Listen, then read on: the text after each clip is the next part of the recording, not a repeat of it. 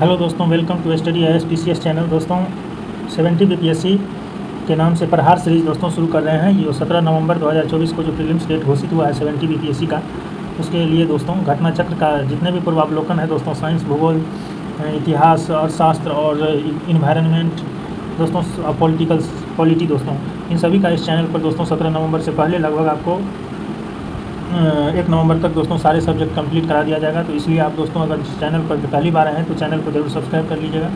तो चलिए दोस्तों स्टार्ट करते हैं। दोस्तों इस वीडियो में आपको अब ट्रेड यूनियन और साम्यवादी दल के बारे में जानेंगे। तो चलिए दोस्तों स्टार्ट करते हैं। VP वाडिया के नेतृत्व में वर्ष 1918 में स्थापित मद्रास मजदूर संघ भारत का प्रथम आधुनिक मजदूर संगठन था। इसको याद रखिएगा दोस्तों, VP वाडिया के नेतृत्व में 1918 में स्थापित मद्रास मजदूर संघ भारत का आधुनिक मजदूर संगठन था। इसके शीघ्र बाद बॉम्बे में 2, कलकत्ता में 1। कलकत्ता में जो एक था दोस्तों उसका नाम था भारतीय नाविक संघ, और मद्रास में 4 मजदूर संघ बने। बॉम्बे में 2, कलकत्ता में 1 भारतीय नाविक संघ और मद्रास में 4 मजदूर संघ बने। ये तीनों दोस्तों प्रेसिडेंसी था ब्रिटिश ईस्ट इंडिया कंपनी का। अहमदाबाद टेक्सटाइल लेबर एसोसिएशन की स्थापना 1918 में महात्मा गांधी ने की थी। अहमदाबाद टेक्सटाइल लेबर एसोसिएशन की स्थापना दोस्तों 1918 में महात्मा गांधी की थी। भारत में trade Union Congress, all India Trade Union Congress की स्थापना NM जोशी द्वारा 31 अक्टूबर 1920 को बम्बई में की गया था।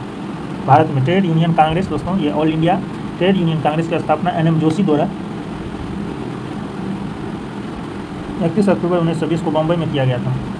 NM जोशी को याद रखिएगा। और इसकी स्थापना का कारण क्या था दोस्तों? 1919 ईस्वी में अंतर्राष्ट्रीय श्रम संगठन की स्थापना, ILO जो जिसको कहते हैं दोस्तों, इंटरनेशनल लेबर ऑर्गेनाइजेशन, इसकी स्थापना 1919 ईस्वी में थे।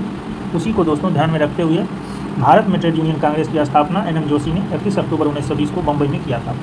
इसलिए भारतीय श्रमिक संगठनों ने आपस में संगठित होने का फैसला लिया इस 1919 अंतर्राष्ट्रीय श्रम संगठन की स्थापना से प्रेरित होकर दोस्तों। इसके प्रथम अध्यक्ष लाला लाजपत राय थे। तो इसको याद रखिएगा, ये जो थे अखिल भारतीय ट्रेड यूनियन कांग्रेस, जिसके संस्थापक दोस्तों NM जोशी थे, इसका प्रथम अध्यक्ष लाला लाजपत राय थे। और उपाध्यक्ष दोस्तों जोसेफ बैप्टिस्टा, याद रखिएगा, उपाध्यक्ष जोसेफ बैप्टिस्टा। और महामंत्री जो थे वो दीवान चमन लाल बजाज थे। इस संगठन का प्रथम विभाजन दोस्तों हो गया था 1929 में नागपुर अधिवेशन में। इस संगठन का दोस्तों विभाजन हो गया 1929 में नागपुर अधिवेशन में। इस समय नागपुर अधिवेशन में जवाहरलाल नेहरू इसके अध्यक्ष थे।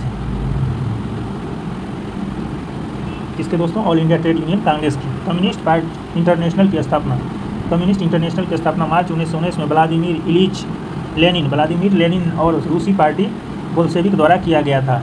इसका स्थापना दोस्तों कम्युनिस्ट इंटरनेशनल की स्थापना मार्च 1919 में। MN राय लेनिन के निमंत्रण पर मास्को, रूस की राजधानी है मास्को दोस्तों, वहाँ गए तथा कम्युनिस्ट इंटरनेशनल के सदस्य बने। कम्युनिस्ट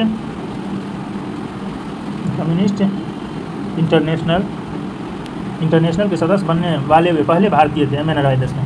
कम्युनिस्ट आंदोलन की शक्ति के एवं बढ़ते प्रभाव को रोकने के लिए कानपुर में एक षड्यंत्र को आधार बनाकर कुछ कम्युनिस्टों पर मुकदमा चलाया गया था। कम्युनिस्ट आंदोलन की शक्ति और बढ़ते प्रभाव को रोकने के लिए दोस्तों अंग्रेज कानपुर में एक षड्यंत्र को आधार बनाकर कुछ कम्युनिस्टों पर मुकदमा चलाया। यह मुकदमा कानपुर षड्यंत्र के नाम से प्रसिद्ध हुआ।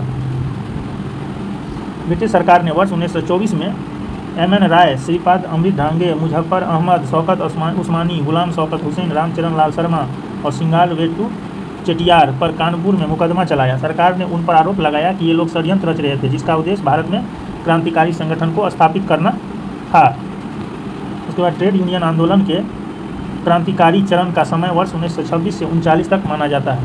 तो ये भी दोस्तों एक फैक्ट है कि ट्रेड यूनियन आंदोलन के क्रांतिकारी चरण का समय 1926 से 1939 तक माना जाता है। इस दौरान MN राय, मुजफ्फर अहमद, श्रीपद डांगे, शौकत उस्मानी आदि भारत में ट्रेड यूनियन आंदोलन के प्रमुख नेता थे। वर्ष 1940 में रेडिकल डेमोक्रेटिक आंदोलन की स्थापना MN राय ने किया था दोस्तों, इसको भी याद रखिएगा। 1940 में रेडिकल डेमोक्रेटिक दल की स्थापना MN राय ने किया था। उसके बाद है सौम्येंद्र नाथ टैगोर ने वर्ष 1934 में Revolutionary Communist Party of India, Soumyendra Nath Tagore ने 1934 में Revolutionary Communist Party of India, जो एक क्रांतिकारी साम्यवादी दल था दोस्तों, उसकी स्थापना की थी। इसने सौम्येंद्र नाथ टैगोर ने 1934 में Revolutionary Communist Party of India यानी क्रांतिकारी साम्यवादी दल की स्थापना की।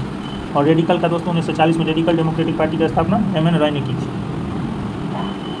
अब चलिए दोस्तों इसका MCQ देखते हैं। MCQ में देखिए, भारत में 1918 में प्रथम मजदूर संघ की स्थापना किसने की थी दोस्तों? तो भारत में प्रथम मजदूर संघ की स्थापना VP वाडिया ने किया था 1918 में। मद्रास मजदूर संघ भारत का प्रथम आधुनिक मजदूर संघ कहलाता है।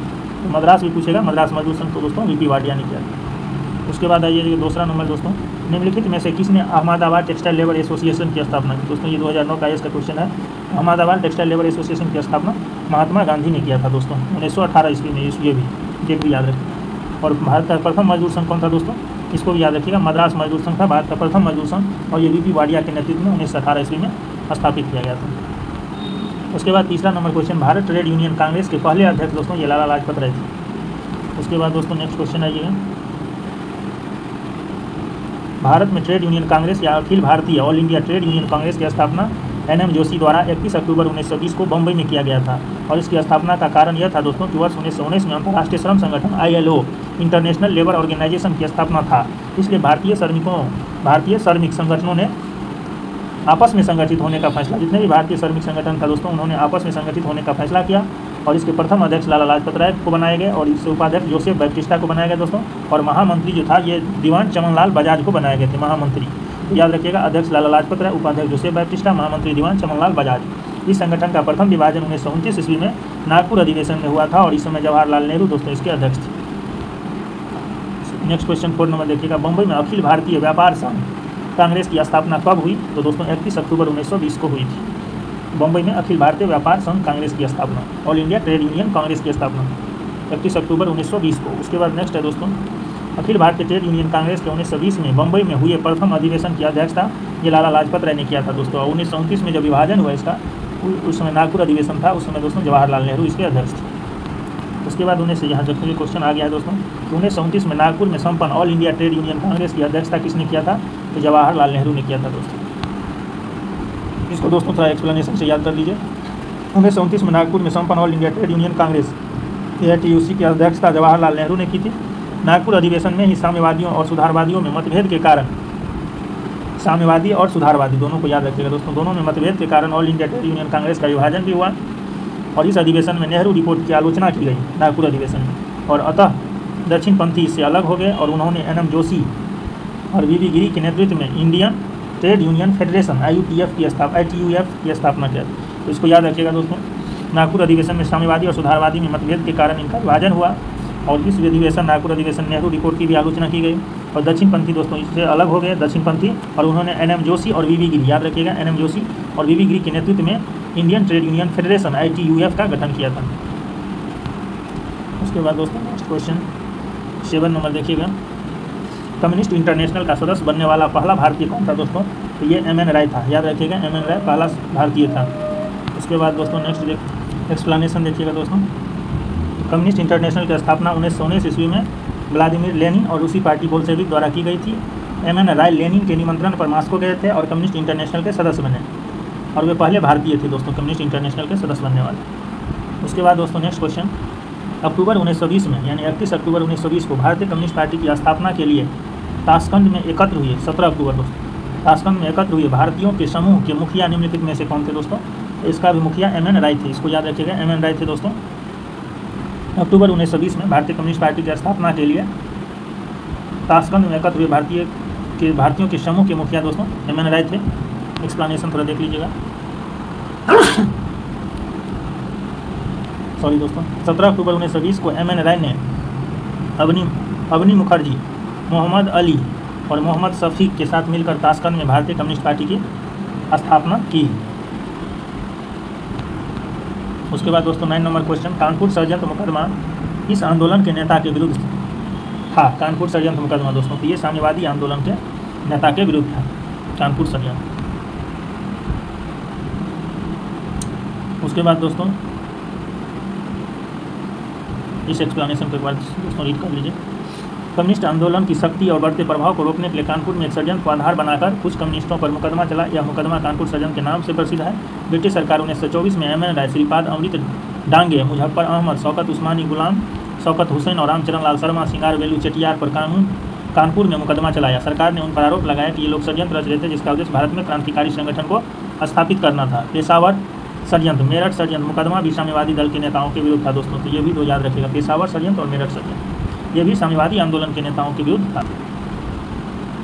निम्नलिखित में से किस केस की समस्त संसार में चर्चा हुई और अभियुक्तों के समर्थन में अल्बर्ट आइंस्टीन, H.G. वेल्स और हैराल्ड लास्की और रूजवेल्ट ने सहानुभूतिपूर्ण टिप्पणियाँ की थी दोस्तों, तो ये मेरठ षड्यंत्र, याद रखिएगा दोस्तों, मेरठ षड्यंत्र मुकदमा का दोस्तों समस्त संसार में चर्चा हुई और अभियुक्तों के समर्थन में Albert Einstein, H.G. Wells, Harold Laski Roosevelt ने सहानुभूतिपूर्ण टिप्पणियाँ की थी मेरठ षड्यंत्र में दोस्तों। एक्सप्लेनेशन देखिए, 1929 से 33 के बीच हुए मेरठ षड्यंत्र मामले में 33 श्रमिक नेताओं पर राजद्रोह का मुकदमा चलाया गया दोस्तों मेरठ षड्यंत्र में। इसकी पूरे विश्व में चर्चा हुई और प्रोफेसर आइंस्टीन, H.G. वेल्स और हैराल्ड लास्की और रोला और रूजवेल्ट ने इसकी कटु आलोचना की थी मेरठ षड्यंत्र। उसके बाद दोस्तों 11 नंबर, ट्रेड यूनियन का आंदोलन के क्रांतिकारी चरण का समय टाइम पीरियड पूछ रहा है दोस्तों। कि 1926 से 39 ईस्वी के दौरान दोस्तों ट्रेड यूनियन आंदोलन के क्रांतिकारी चरण का समय माना जाता है 1926 से 39 तक।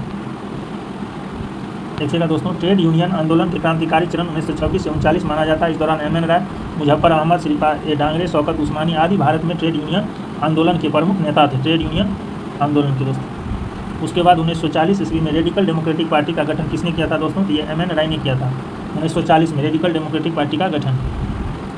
और रेडिकल M.N. राय ने किया था दोस्तों। और सचिन नाथ सान्याल ने बंदी जीवन नामक किताब लिखी थी। सचिन नाथ सान्याल दोस्तों, ये बंदी जीवन किसका है? सचिन नाथ सान्याल का दोस्तों, इसको याद रखिएगा। उसके बाद और 1940 में रेडिकल डेमोक्रेटिक दल की स्थापना M.N. राय ने किया। सौम्यनाथ टैगोर द्वारा स्थापित दल का क्या नाम था दोस्तों? तो इसका नाम था क्रांतिकारी साम्यवादी दल। इसको याद रखिएगा, क्रांतिकारी तो इसको दोस्तों याद रखिएगा, सौम्यनाथ टैगोर द्वारा स्थापित दल का नाम क्रांतिकारी साम्यवादी दल। देखिए दोस्तों, क्रांतिकारी साम्यवादी दल revolutionary Communist Party of India की स्थापना 1934 ईस्वी में सौम्यनाथ टैगोर द्वारा की गई थी। Revolutionary Communist Party of India, यह पार्टी भारतीय साम्यवादी दल यानी CPI से टूटकर बनी थी। तो इसको भी याद रखिएगा दोस्तों।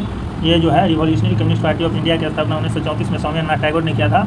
और यह पार्टी भारतीय साम्यवादी दल कम्युनिस्ट पार्टी ऑफ इंडिया से टूटकर बनी थी दोस्तों।